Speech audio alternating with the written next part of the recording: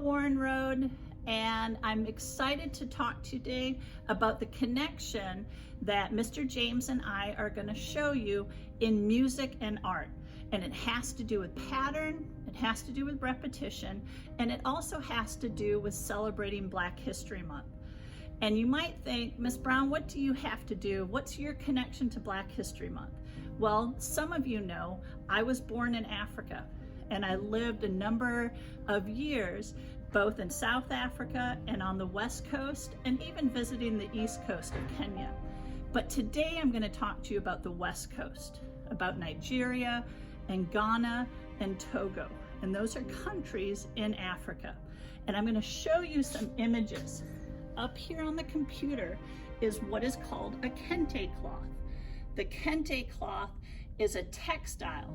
It's woven, very fine cloth with very fine yarns that have been dyed, and it's in a pattern. Long ago, the kente cloth was much more limited. It was difficult to find because it was for very special spiritual or ceremonies in tribal changeovers and things like that. But in all the images that we're going to look at, you're going to see line and shape repeating each other, whether it's in the cloth, the kente cloth of Ghana, or it's up in the mud cloth of Togo. You can see as a lady is painting onto the fabric triangles and shapes, repeating again and again and again. Next one lower, you see that they've taken from the cloth to painting their home, the outside of it, and using those same shapes and designs. And the thing that we have to remember is we see lines, but for many people, these lines have significant meaning. They have a symbolism, and that symbolism, in repeating it again and again, gives it more strength. So what we're going to be doing is a couple of different projects. You're going to take your name, which is very significant in a symbolism for us, create a symmetrical design, and I'm going to show you how to color it where it becomes more of a pattern than letters. We're also going to learn about the mud cloth and take images and different symbols and make a painting from that. And you're going to see from the song that you learned from Mr. James that we can take things from history and make them more modern and make them very specific and very important to us. So I look forward to it. I hope you're excited, because I really am too. Take care. Hey, Musicville student, it's Mr. James, and I'm back here another week in another lesson on form. Remember from our song last week, form is the overall plan of a song so that we all can sing along. I used the tune Twinkle Twinkle Little Star, but I replaced the words. And so today we're going to try a brand new song. These lyrics actually came from our art teacher, Mrs. Brown, an activity she's done in the past celebrating Black History Month. And I have taken the lyrics and we're going to chant those lyrics for the A section. And if you've got your materials that you made last week out, this will be a great time to go ahead and pull them out. For those of you that are watching for the first time, just simply go grab you a sheet of paper, draw out the letter A, get you some crayons and color it. Put your own shape around it. That way, every time you hear the A section in this song, you are aware that this is the A section. The words are, our names by themselves are unique as our faces, and the color of our skin, and the shape of our eyes. But woven together, they form a great pattern, like the shapes created in a kente cloth, like the beat of an African drum. Our names by themselves are unique as our faces, but woven together, we can do great things. That's going to be our A section. Now, after the letter A in the alphabet comes what? You're right, the letter B. Now notice B is different from A.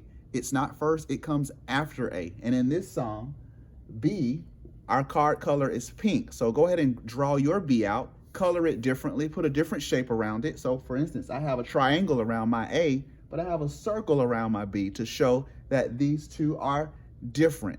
The A section in our song is going to be chanted or spoken on rhythm, but the B section is going to be sung. It'll have a melody, and it'll go something like this. We can learn, we can teach, we can make and give with true respect, for all is how we choose to live. We choose to live. That's our B section. Notice that it's different, completely different from A. So our form today is A, B, and we're going to call that binary form if you want a technical musical term. This is a binary form song. It has a simple A section. Some people like to call that the verse. And then we have a B section. Some people like to call that the chorus. And so I can't wait to perform it.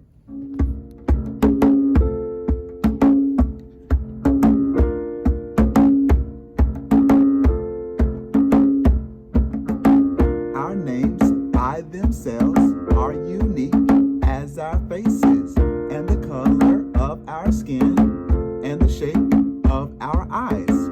But woven together, they form a great pattern, like the shapes created in a kente cloth, like the beat of an African drum. Our names by themselves are unique as our faces, but woven together, we can do great things. We can learn, we can teach, we can work and give with true respect, for all is how we choose to live. We choose to live. Back to the A section. Our names by themselves are unique as our faces and the color of our skin and the shape of our eyes. But woven together, they form a great pattern, like the shapes created in a kente cloth, like the beat of an African drum. Our names by themselves are unique as our faces, but woven together, we can do great things. We can learn, we can teach, we can make and give with true respect, for all is how we choose to live. We choose to live. So there you have it. We have our A section and a B section. Now this time I want you to stand up on your feet and let's see if you can create some dance routines for each section. I can't wait to see what you come up with. Hi boys and girls, it's Mrs. Eisman, your dance teacher. Today we're going to talk about form, just like Mr. James has told you about in music. The same applies to dance. So we can choose an A step. So try this with me. Let's do step touch. Let's go to the right and the left and the right and the left. So that's our letter A. This is what we'll always do with A. We call it step touch. B, let's do a turn. Turn to the right and turn to the left. That's your B and your B. Back to the A. Do you remember? Step, touch, step, touch, step, touch. Let's do the B step, turn. You got it, turn. Back to the A, last time, and then we're gonna add a C. Oh boy. So C, what can we do? How about a jump? Jump, and jump, and jump, and jump. All right, do you remember all three moves? A, step touch. What was B? The turn, yes? Now what was C? We just learned it.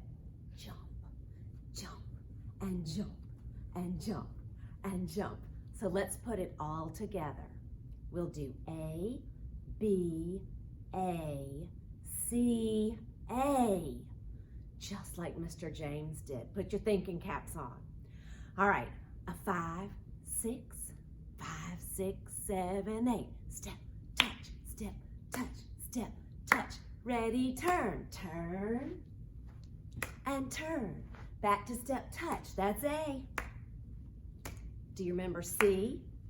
It's jump, and jump, and jump. Back to A. Step, touch, step, touch, step, touch, step, touch. You did it! Woo! Go Warren Road.